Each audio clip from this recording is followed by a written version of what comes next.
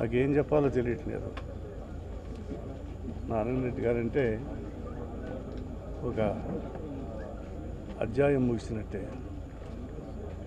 ఆయన సినిమా ఇండస్ట్రీకి రాసిన పాటలు కానీ, మిగతా చోట్ల కానీ, మిగతా పాటలు కానీ, ఆయన రచనలు కానీ ఎప్పుడు చరిత్ర ఉన్నంతకాలం ఉంటాయి. అటువంటి మహాకవి, జ్ఞానపీఠ అవార్డు గ్రహీత ఆయన లేకపోవడం అనేది సినిమా ఇండస్ట్రీకే కాదు, తెలుగు తెలిసిన వారందరికీ కూడా, తెలుగు జాతికి ఆయన దూరమైనట్టు. కానీ ఆయన అందరికీ దగ్గరున్న ఆయన రచనలు, ఆయన పాటలు మనకి తెలుస్తాయి. ఆయనకి నాకు 30 సంవత్సరాల అనుబంధం. మా మొట్టమొదటి సినిమా నేను మొదలుపెట్టిన సినిమా కృష్ణవేణి. ఆ కృష్ణవేణికి పాటలు రాయడం, ఆయన టైటిల్ సాంగ్ కృష్ణవేణి అనే సాంగు రాయడానికి ఒక 30-40 పుస్తకాలు, దానికి సంబంధించిన చరిత్ర పుస్తకాలు తెప్పించి ఆయన అధ్వానం చేసి 2 మాసాలు దాని మీద స్టడీ చేసి ఆ పాట రాశారు ఆయన. అది కృష్ణానది పుట్టిన దగ్గర నుంచి హంసం దీవిలో కలిసే వరకు ఆ పాట మేము కూడా షూటింగ్ అలాగే చేసాము. పుట్టిన దగ్గరికి హంసం దీవి కూడా వెళ్ళి చివరికి బాగా వెళ్ళి ఎంతవరకు ప్రవహిస్తుంది అంతవరకు మేము సినిమా తీసాం. అది ఆయన రాసింది ఆ పాట. ఆ కృష్ణానది ఉన్నంతకాలం అది అలాగే ఉంటుంది ఆ పాట.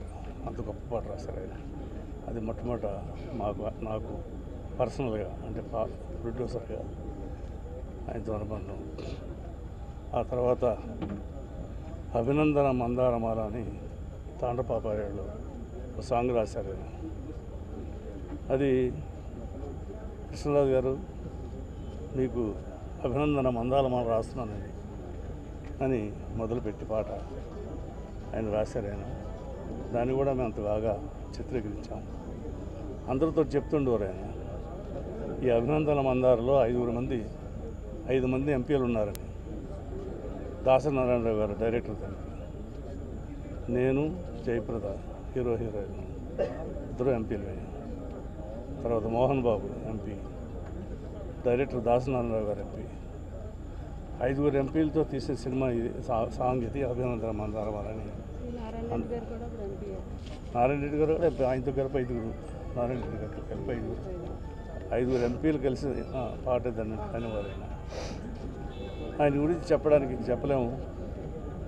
మా ప్రతి పాటకి, ప్రతి సినిమాలోని ప్రతి పాటకి ఆయన నేను కూర్చుని చాలాసార్లు రోజులు గడిపేవాళ్ళం.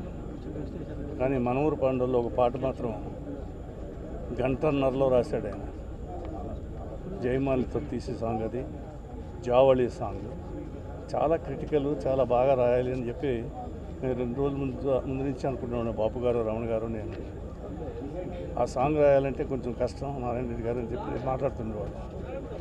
కష్టమైతేనేనండి రాసేది, కష్టమైంది రాసితేనే వస్తుంది మనకి చెప్పి 1.5 గంటలో రాశాడు ఆయన ఆ పాట.